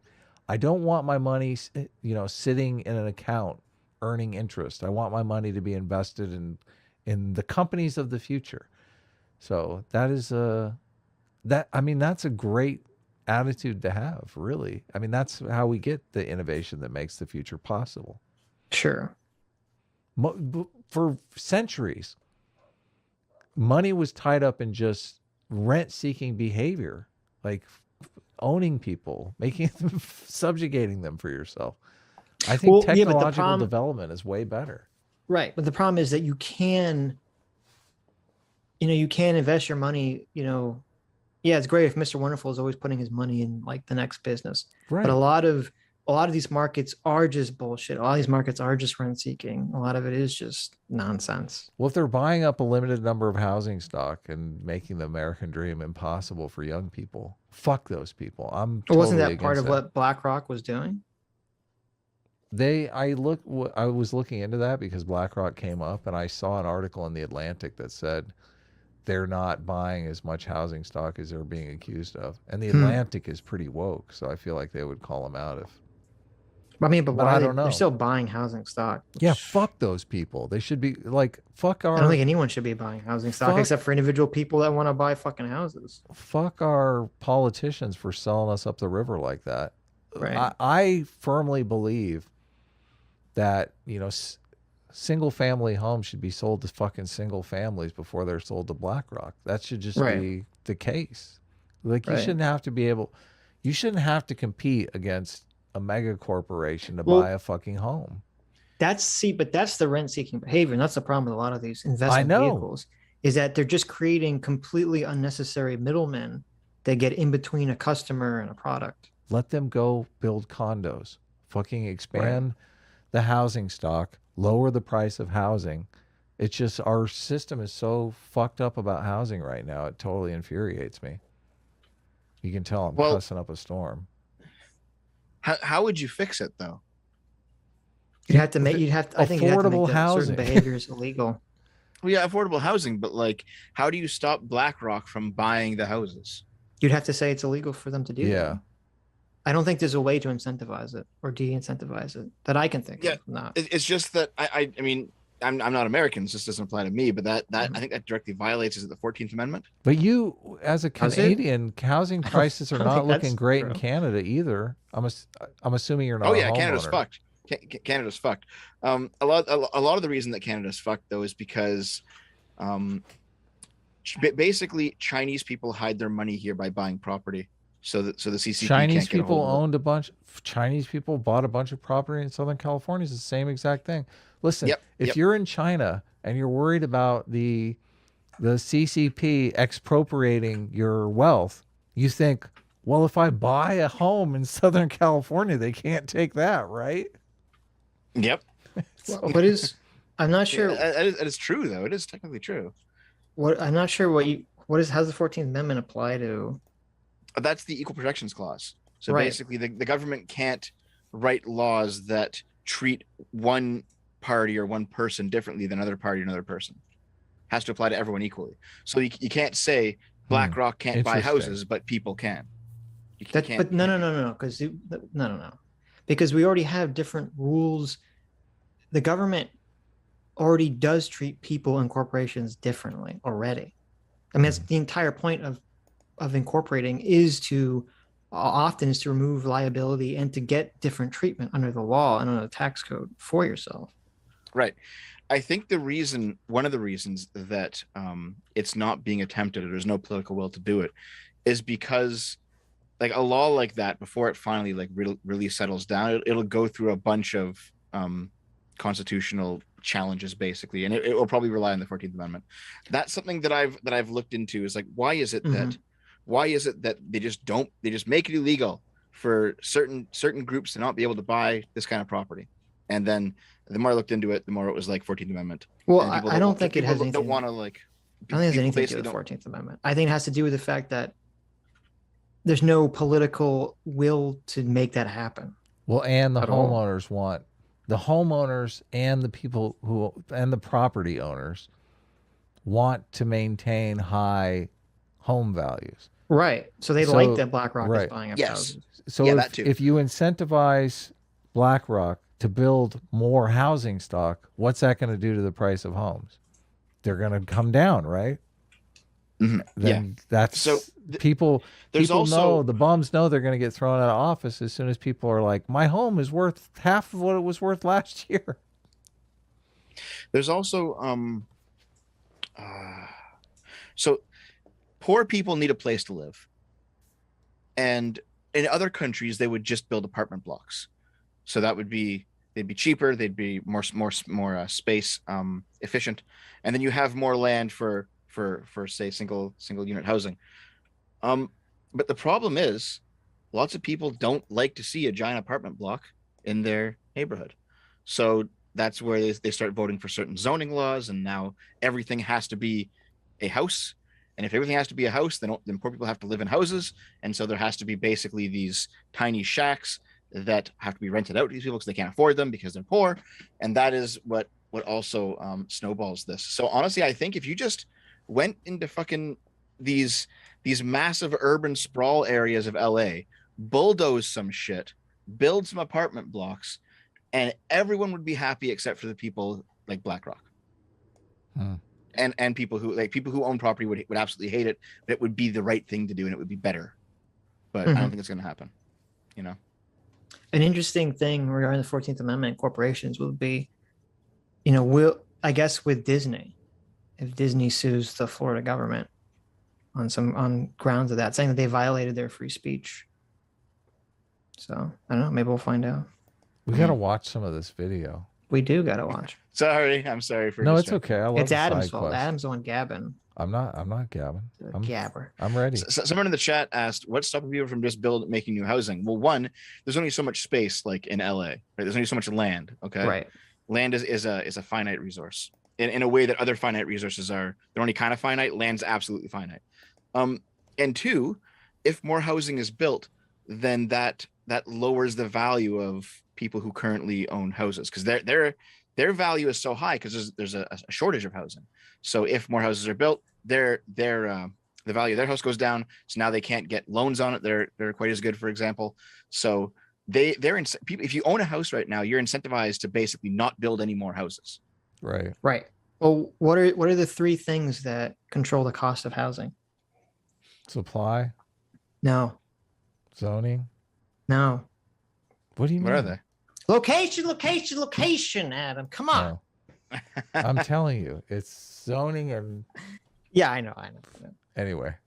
Unless somebody is forcing you to invest in a particular fund, you just don't understand how capital markets work in the United States. You never understand. I mean, it's not just you, because I'm having a flashback to my conversation with Jangles. Oh, Jangles alert!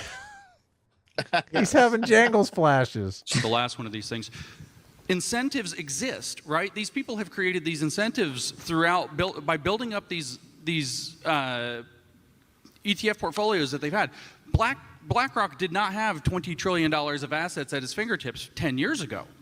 It's built up to that. It has increasingly gathered market share, and it is as it has increasingly gathered market share, or control of market share, I should say, as it's done that, it's increasingly also placed leverage on individual corporations. Again, we're not talking about consumers. We're not even talking about individual buyers of stocks. We're literally talking about the vast majority, and we have a Marxist on the panel, so he's going to appreciate this quite a lot. The vast majority of corporate stocks are not owned by individuals. They are owned by other companies. Correct. That's right. And they are actually owned by other companies. And the two companies that own, first of all, each other, and second of all, virtually controlling stakes in almost every major corporation in the top 1,000 corporations of the world happen to be BlackRock and Vanguard, which means these two corporate boards, which probably total fewer than 20 people, honestly, although nobody knows who's on Vanguard's board, which is super shadowy and weird. We know that BlackRock is headed by Larry Fink. These two corporate boards control. Vanguard only does index funds, I believe. Mm-hmm. So all they're doing, like the whole business model of Vanguard was not to try to beat the market, was just a cheap investing mechanism where they're just going to mirror whatever the index is. So you don't need a money manager, because it's just like you buy whatever the S&P 500 is. Right. Well, that's what the guy who emailed us said. He said part of the appeal of this is that since they are these index funds, they have lower, much lower fees. Much lower fees, yeah. Then I mean, they're ETFs, so they're going to have much lower fees than mutual funds, obviously. Warren Mosler has pointed out an interesting dilemma, since Vanguard has grown so much and so many people own just these index funds. He says that means there is nobody, basically, since there are no money managers trying to beat the market, there's no eyes on what these companies are doing, and pretty much there's a lot going on in the market now that we're unaware of because of these index funds, which I think is an interesting dilemma. Yeah, I mean, there still seems like there's still lots of people trying to beat the market, so just not to the extent that maybe it used to be. Yeah, I'm not certain. I think unbelievable amount of influence. I think James in this is completely right, and Destiny is completely wrong on this. That they're this one point that they're talking about specifically. Yes, he's honed in on 85% of the market being investors. And so when they cook up a scheme and they say, and also just that Vanguard and Blackguard, they have all this stuff built up. They have all this power accumulated. Yes, already. Yeah. Well, look, we're going to shift to this new stakeholder theory, and under stakeholder theory, we're going to stop fooling around with short-term shareholder profitability. Oh yeah, you can have a bang year this year, and then everything's going to go to crap 5 years from now. Now we want to look. They come in and they sell you this snake oil that we're going to look at long-term profitability instead of short-term profitability. Start this 10 years ago. We're just now seeing, Elon Musk has just tweeted out like today that ESG doesn't make any sense. We're seeing the challenge against Disney, which is their social score has been great.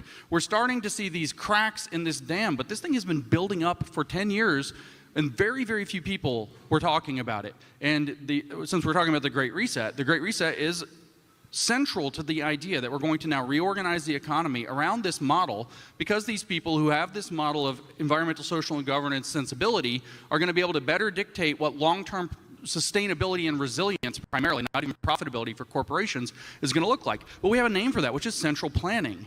It's just a reinvention of central planning, but now you no longer have governments or even anybody who's accountable to people. You have a very small number of corporate managers who have seized that planning role for themselves through these mechanisms. What does central planning mean to you when you say that? What did you say? I'm sorry. What does central planning mean to you? Central planning is when you plan the economy from within a centralized location, like a single government or single boardroom, or a couple set of boardrooms that are working in concert with one another. Okay, no. So central planning is the idea of planning an economy independent of market inputs or outputs, so the performance of companies. So Destiny does this thing, and Vosh kind of stole this from Destiny, and I really don't like it. And it's like, so he asks a question, he says, what's central planning? And so James gives an answer, and I would argue that implicit in the answer is that, yes, you have a centralized authority that's planning out the economy, and that planning is done somewhat independently of whatever the market forces is. But then Destiny says, no, you're wrong. It's this. But it's like, but that was implicit in his answer, I thought. And it does seem kind of like a debate tactic. No, you're wrong. Can we watch it again? Yeah, we can watch it again. Yeah, so let's watch it again, because I don't know if I have governability and resilience primarily, not even profitability for corporations, is going to look like. But we have a name for that, which is central planning. It's just a reinvention of central planning, but now you no longer have governments or even anybody who's accountable to people. You have a very small number of corporate managers who have seized that planning role for themselves through these mechanisms. What does central planning mean to you when you say that? What did you say? I'm sorry. What does central planning mean to you? Central planning is when you plan the economy from within a centralized location, like a single government or single boardroom or a course to participate in. So, and also I think there's another issue here too, which is that central planning doesn't necessarily mean they're going to ignore the inputs and outputs either. It depends, like generally when we think of central planning, we think of it from like the communist perspective, and the communist perspective is not motivated around increasing, the well-being of the market necessarily. It's more about, we need to create, equity for the workers and for the people and blah, blah, blah, blah, blah. We need so maybe cheap bread. Right. So maybe that would fit under sort of what Destiny is saying. But I mean, you could have a central planning capitalist, government that just thinks that they can make decisions better than the market could, I guess. And they would be looking at the inputs and outputs. I don't think I agree with that. I'm sorry. Okay. I think central planning definitely requires a lack of a market. I think that's just a necessity of the idea. Yeah, but that doesn't contradict what I just said, though. Doesn't it? You said no. Well, inputs and outputs, that's the market, right? Well, no, but I'm saying when Destiny says it's not looking at the inputs and outputs, how I'm interpreting that statement is like they're not looking at the financial indicators of how all these little individual pieces, little cogs in the machine, what direction they want to go and what is influencing them or not. That's how I'm interpreting this statement. The way that I read it is that they're not using buying and selling. They're not using price signaling to gain information. So stuff like that. Yeah. Right. But you could do that all under central planning. I don't see why you couldn't. How? You just have a central plan that's looking at all this information. This is what the communist dream is. They think they're going to have some magic algorithm that's going to look at all this information. It's going to determine what is the proper, it's going to say like, what is the market doing? And then what is the proper price based on, moral opinions or something, what should be morally correct. Prices are based on what people are willing to pay, not what morally respectable. No, but I understand that's where the communist comes in and says, fuck the markets. We need to apply some sort of moral weight on top of it. Right. Cars need to be cheaper. There's no reason Hassan's Porsche has to be $200,000. That should be like $5,000. Well, so you could have a central planning that says like, oh, in order to, prevent market shocks, okay, the government is going to now dictate, the housing market or whatever. It's going to, start looking at these things, but they're still going to be looking at like, they could still in theory say, oh, we're looking at, what is the supply of the house? What is the demand for the housing market? Blah, blah, blah, blah, blah. That's what I'm saying. I feel like both James and Destiny could be right in how they're defining this. It depends on what they're talking about specifically. Certain prices are set by certain forces. Like the price of oil is technically just set by OPEC because they have so much oil that they can meet the demand to meet whatever price that they want. So Mhm. if they want the price to go up, they just lower the amount that they're going to sell, right? And then if they want the price to go down, they sell more oil. And they have such Right. an infinite resource that they can adjust prices. The government can theoretically adjust prices, and they have in certain situations, like with commodities that are important, like Well, grain. wouldn't you say that OPEC is a type of central planning for oil? It's a cartel, yeah. Right. Yes, it is, definitely. Okay. But they're definitely looking at inputs and outputs of things. It definitely affects their decision making. Yeah. Well, most companies, if you're selling sugar water, you produce enough of it to satiate whatever demand there is. And, you eat away at your profit share until, there's that equilibrium. Like nobody goes without a Coke, right? Right. Yeah. But I guess in this situation, people are going without gasoline or adjusting their habits to go without gasoline. But it's done by, well, it might have to do with supply chain issues and refining issues. I'm not certain. Yeah, I'm not sure that holding a monopoly on something makes it central planning. I don't know. I'm just confused by what you're saying, Sitch. I don't understand. Well, I said it depends. When you say central planning, okay, are you talking about that the government is essentially dictating the market, or are you talking about, as I thought James was talking about, that there's like some cabal of people who are dictating the market, and that they're dictating the market not based on some, supply and demand necessarily, based on some moral principle? Let's be Wikipedia warriors again. Okay. Real quick. A planned economy is a type of economic system where investment, production, and the allocation of capital goods takes place according to economy-wide economic plans and production plans. Planned economy may use centralized or decentralized participatory or Soviet-type forms of planning. Okay, that agrees with what I said. Planned economies contrast with unplanned economies, specifically market economies, where autonomous firms operating in markets make decisions about market economies. The problem with planned economies historically is like Mao will come out and say, listen, I want to sell steel on the open market, so we need a steel industry. You guys start producing this much steel every month so I can sell it. And they order people to fucking do that or die. So if all of a sudden they're in a situation where, normally people like steel companies develop because someone sees an opportunity and exploits it. So you can't just make opportunities come out of thin air. And I think the steel example actually did happen, and you had a bunch of people that were like melting down whatever they could to produce the number of steel that Mao demanded or whatever, which is just, that's not a good way to run an economy. It seems like in a market economy, if there's demand for a thing, people will buy it. And if, for example, it turns out that there's demand, but the price is too high, then they'll sell less. They can adjust the price because they see their sales numbers, and they'll be able to go, okay, well, we could have sold more, but so you have to lower the price. And like these things kind of reach that equilibrium on their own. Right. But if there's no money in a communist society, because there's no money, and it's just what's about resources, it's not about money. Yeah. But the government says, okay, well, we think that this town needs so much of this product, and that's what they ship. And it turns out that they actually needed more or less because they don't have all the information that someone local in the town does. And that's what makes planned economies inefficient. Sure. But it doesn't have to be on no money. Okay, let's just use an example before we beat this issue to death, because I assume no one cares about this anyway. Is that it's I'm enjoying it. I don't know. Yeah, that's fine. But like if the state of Washington, the demand for the state of Washington for widgets is 1,000 units, 1 year.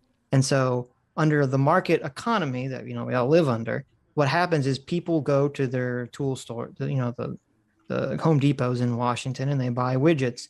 And Home Depot is on the ground. They're saying, okay, consumers want these many widgets. We predict that they're going to want this many widgets in the future. So then they order that many widgets, right?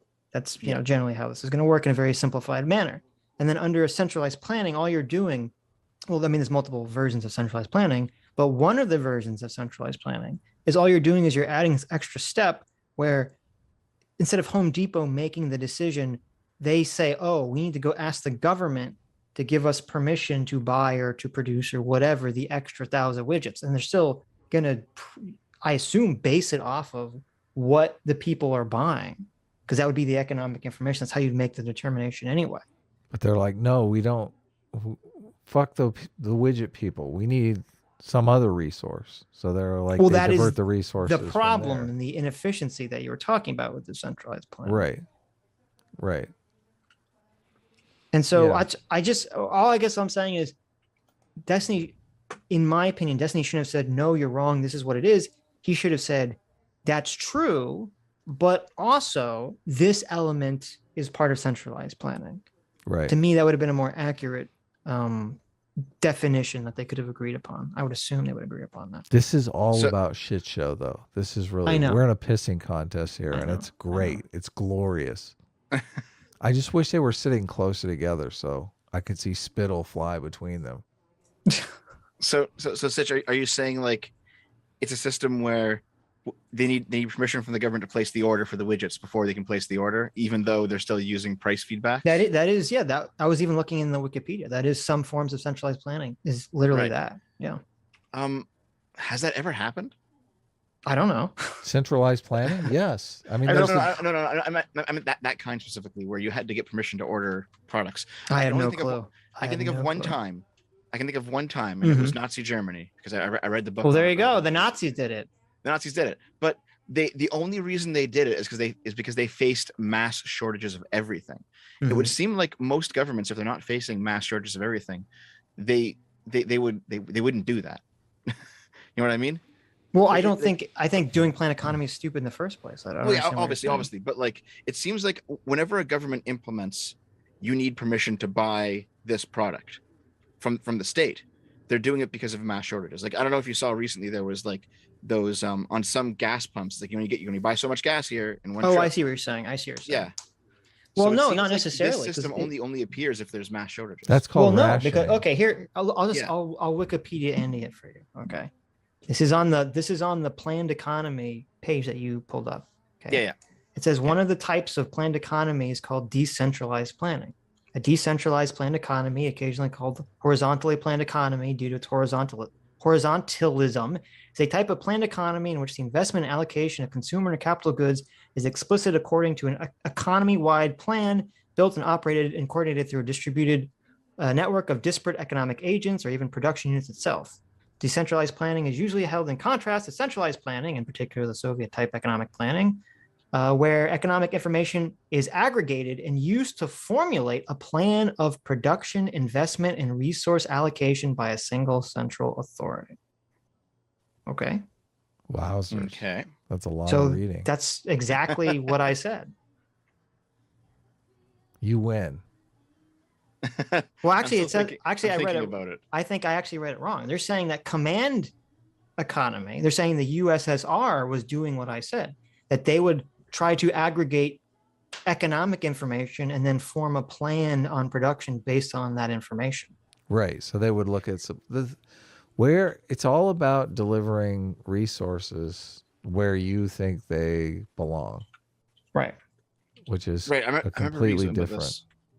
The USSR, they simulated competition somehow, but I don't know how they did it. They didn't have actual competition, but they simulated it. Right. But I don't know how they did it. I don't remember.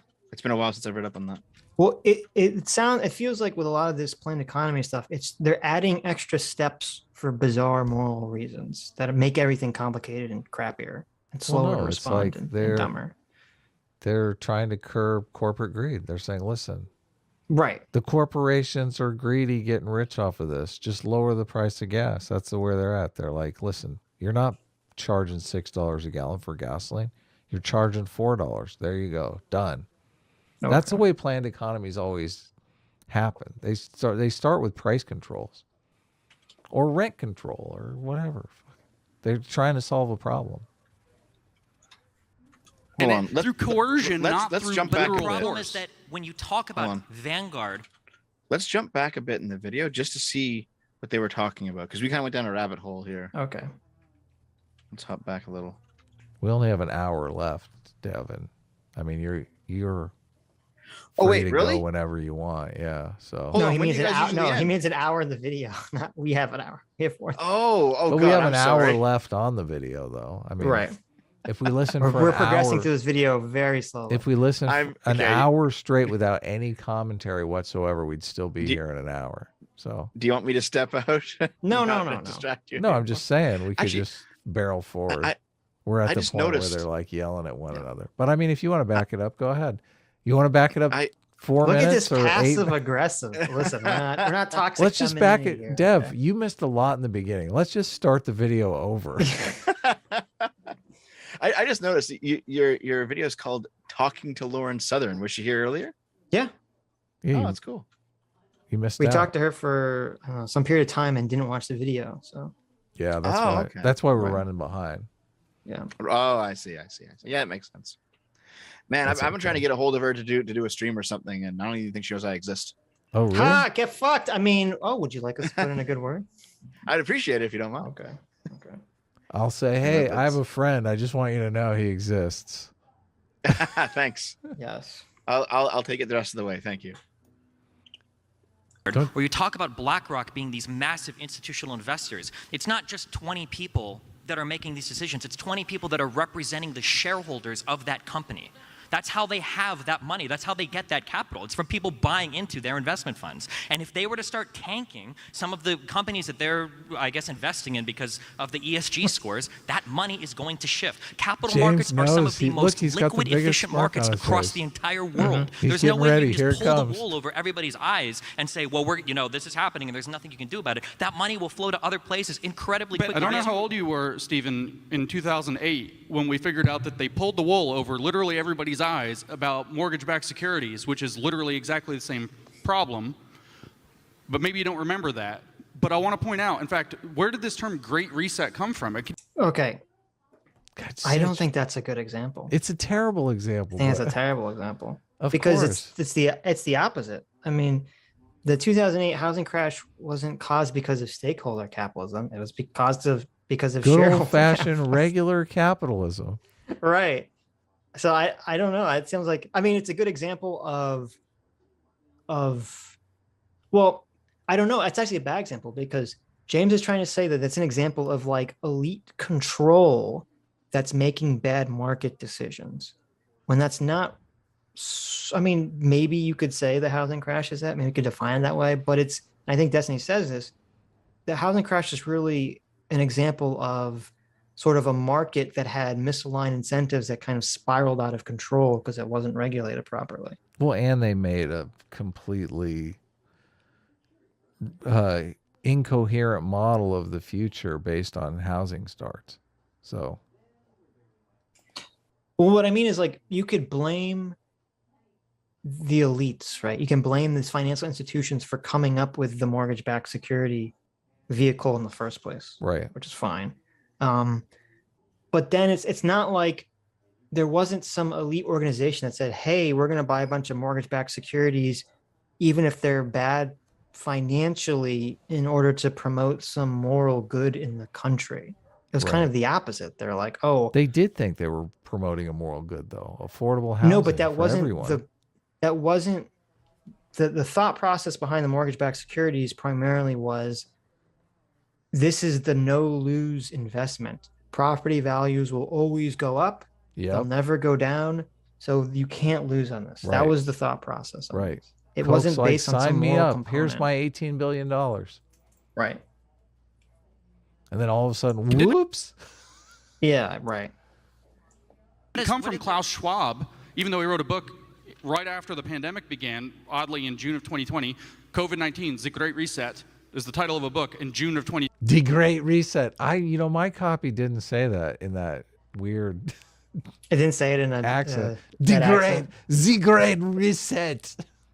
2020, which is really fast. We're going to change the whole world based on COVID. 2 months after it came out, we now know we have to change the whole world. It's a little weird, but the actual word, the Great Reset, was in a book by Richard Florida from 2010 called The Great Reset. Turns out Klaus wasn't that creative, and he maybe plagiarized that idea. And Richard Florida looked at what happened when these mortgage-backed securities collapsed, and he was like, well, we've got to completely reorganize the economy, and we have to completely reorganize what we think in terms of living spaces. We have to have these new cities. We need to concentrate people into smaller locations, et cetera. He had a whole roadmap for what a sustainable and resilient housing market, but also world in which that housing market is embedded, is placed. And we have to have a great reset of the economy. Then all of a sudden, you start having this shift through what used to be corporate responsibility, social responsibility, environmental responsibility, and all of a sudden you start having a very small number of very high-level elites start dictating in the banking industry, which got bailed out on ridiculous, maybe $30 trillion of assets, which they lied. All this is just the ramble right here. None of this is pertinent to the Wait, let me go back topic. like 20 seconds. You have to 'cause go. It's Sorry. all of this is just incoherent ramble. No. Listen, I like to give people more credit. Completely unimportant I'm nonsense. gonna give him more credit. Let me. When we have to have a great reset of the economy, then all of a sudden you start having this shift through what used to be corporate responsibility, social responsibility, environmental responsibility, and all of a sudden you start having a very small number of very high-level elites start dictating in the banking industry, which got bailed out on ridiculous, maybe $30 trillion of assets, which they lied to the public and told us it was far less than that, and started to build this thing that exactly by which you fleece the entire population into, oh, these banks are the good guys now. They actually are, look how responsible they are. They're doing all this woke stuff. They care about gays and lesbians. They're obviously the good guys. They have a gay flag flying outside of Goldman Sachs now, so they're obviously not doing anything evil at all. And, literally, this is how they did this. They convinced people that they had the right side of all of these social and environmental issues. And I find it really funny that, literally here I am arguing with a leftist about centralized power and the corruption of markets. That you can't see that literally the Occupy Wall Street movement was the first thing they crushed when they started to forge this unholy alliance between the big banks and the big government.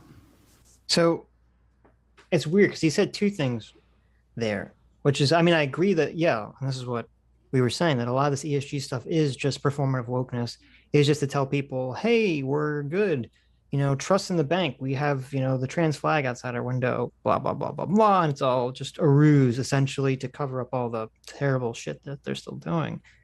But I thought James was kind of arguing the opposite of that. I thought he was saying that they're true believers, that this isn't performative wokeness. Interesting. Nice so catch. I'm a little confused exactly to what he's arguing for. So now he's saying it's performative wokeness, and before I don't know what he's saying. Real Exactly. wokeness. Right. Yeah, that just seemed like a ramble to me. I don't necessarily know that I could pull a cohesive argument out of that.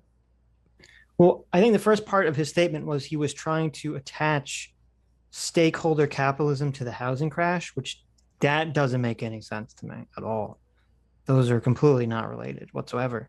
And in fact, I think a lot of the reason stakeholder capitalism started to become popular was in response to the housing crash. Right. Saying, the shareholder stuff where we just kind of narrowly focus on short-term profits is what caused the housing crash and needs to be changed. Right. We need to think more long-term about these situations. We can't have a financial system that's so fragile and so easily manipulated. Right. But that's why this conversation is so weird to me, because if this conversation didn't take place, I would have assumed that Destiny would be on the side of shareholder capitalism. He would argue against some lefty who would be arguing in favor of stakeholder capitalism. And I would think that James Lindsay would not necessarily be on the side of stakeholder capitalism, but he would be against shareholder capitalism. He would say, yes, these companies are just driven by profit, and that's why they're doing performative wokeness. And, there does need to be a moral consciousness, but it's got to be like an anti-woke moral consciousness. But it seems like everyone's kind of taking opposite positions than I would have thought would have aligned with their views in this conversation. Right. So I don't know what's up with that. But Well, he throws in the Occupy Wall Street thing, which definitely, their battle cry was the 99% versus the 1%, which Right. is about rising inequality, which is the first thing old Schwab cites in his list of fucking things we need to deal with. So I don't necessarily, I mean, obviously, if it's performative wokeness, they're not interested in dealing with inequality. But so I don't right, but necessarily know if he's siding my- with. Go ahead. Well, I'm saying my theory is that Schwab is a true believer, but that Larry Fink and BlackRock and all this other shit are all just using Yeah. this to make money for themselves, essentially. But is Lindsay, is he with the 99% or the 1%? I can't tell. What do you mean? Well, he brought He's up with the Occupy Wall. 99%. Oh, he is? He's with the 99%. Yeah. Okay. So he wants to decentralize power some more. But that's not, I mean, the Occupy Wall Street failed because no one knew what the fuck they wanted. Yeah, totally. Yes, that's a completely different story whatsoever. But in this ramble here, he's basically saying there's this shadowy institution that's developing under the helm of ESG, and they're making big decisions. Then we need to stop them from making those decisions. Right. Right? I think that's what he's arguing. Yeah. Okay. So, but who's going to make those decisions? What are those he's decisions? saying some, they would hire some elites that would be making, decisions based on whatever the ESG criteria is, essentially. Right. Is he Yeah. advocating for just getting rid of ESG? Is that what's going on here? I would assume. I mean, it's never asked, but I would assume. That's why that just seemed like just a fucking ramble to me. Like, what does his what does anything he said have to do with anything? What's his position? I want to know. I don't know. It's a good question. There's like nothing for me to even tackle in terms of what you're saying, because you're Destiny agrees. What the fuck are you saying, dude? saying nothing. Like the idea that 2008 happened because of Banking misfeasance. That's why it happened. Banking malfeasance? Is that what he's saying? Misfacence. Okay. Well, we know more about the housing crash than most people. Well, I And our mean, he's not foray into wrong. economics. That is why the housing crash happened. I don't see what that has to do with shareholder Yes. capitalism at Yeah. all. I don't see how he's equating the two things. The bankers doing crappy things and tricking people into thinking they were not crappy things, and then that But catching they- up to but us. Well, I don't necessarily know, and you and I differ on this, because I think like the mortgage-backed securities were that's a fundamentally just flawed investment vehicle that they created. They basically created. Well, I don't agree with that. I don't think it is. I mean, the problem is a lot of these vehicles, none of them are inherently flawed. Mortgage-backed securities are not inherently flawed. The problem is once the demand for them becomes so high, it inflates the market, and then you get, housing prices start blowing up because everyone's, wants to do this mortgage-backed security. You get people are buying, individual people want to get in on it, and they start buying 5 houses with, and then flipping them all, trying to flip them all in a month. And then they end up flipping them to people who just want to flip them. So you have all these people that are inflating the market that no one ever wants to actually live in these houses. They all just want to flip them. And then that's when everything starts to crumble.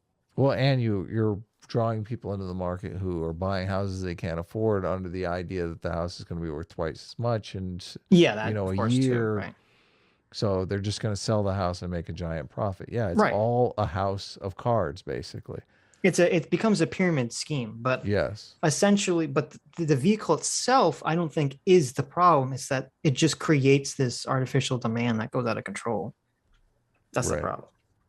In a catastrophic way whole is point exactly of that- what we're now living through, and they're calling it. Listen, guys, it's just the Jews.